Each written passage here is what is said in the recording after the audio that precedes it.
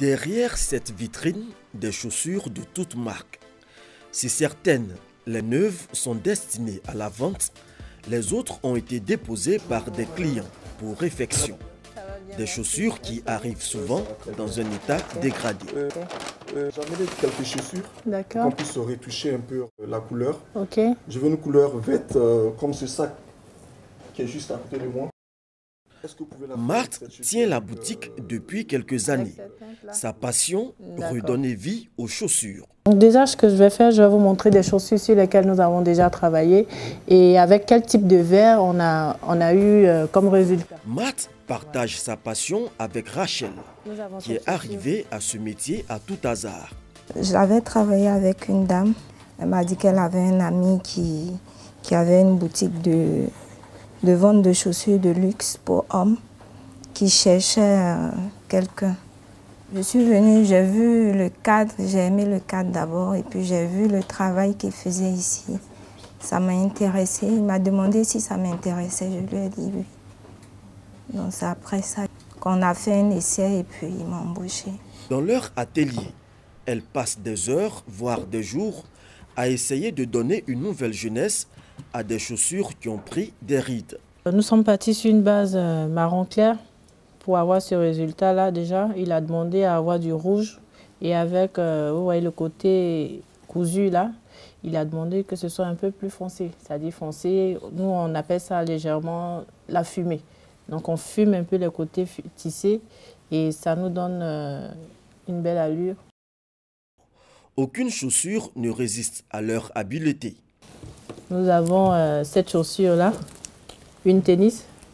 Voilà la couleur d'origine, la teinte. Les clients l'ont achetée et malheureusement, ils constatent que la chaussure est légèrement tachée. Il y a des petites imperfections dessus qu'ils n'aiment pas. Et pour avoir un bon rendu, on lui a proposé de faire une patine dessus pour cacher toutes ces imperfections.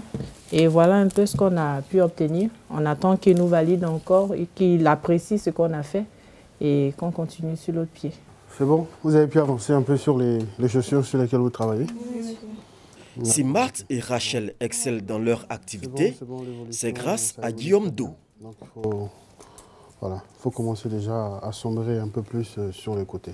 La formation n'a pas été facile, ça a été très long parce qu'il fallait qu'elle comprenne le mécanisme, il fallait qu'elle comprenne ce qu'il fallait faire sur la chaussure et tout ce genre de choses. Mais aujourd'hui, je suis tellement fier de les voir travailler. Elles sont capables de diagnostiquer une chaussure qui arrive dès la réception de la chaussure avec le client, qu'est-ce qu'on est capable de faire sur la chaussure jusqu'à la livraison.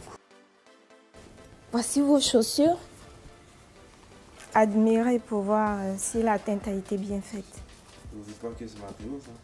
Si. Les clients, eux, sont séduits par le résultat final.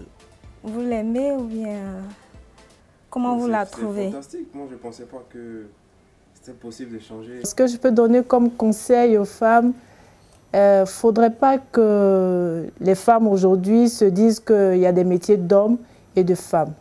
Tous les métiers sont faits pour tout type de personnes, qu'elles soient féminines ou masculines. Et qu'elles se donnent à fond dans ce qu'elles font, qu'elles aiment le travail qu'elles font et elles verront qu'au bout de l'effort, elles auront un résultat fabuleux.